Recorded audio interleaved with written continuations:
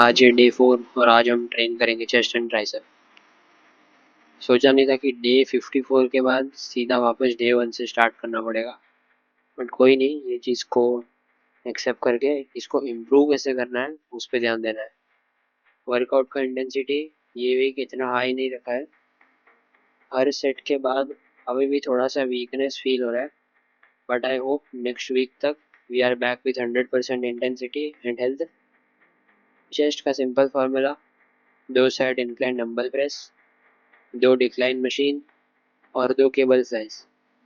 Triceps के लिए 2 cable push down और 2 केबल एक्सटेंशन। ट्राइसेप्स के लिए डिप्स भी ट्राई किया था, बट स्ट्रेंथ लेवल्स बहुत कम हो गए, इसीलिए डिप्स का एक रैप भी एकदम टफ लगने लगा।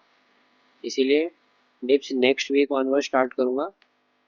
रात को पूरे दिन का काम और एडिटिंग करके आज का दिन खत्म हुआ। That's all for the day, see you in the next one.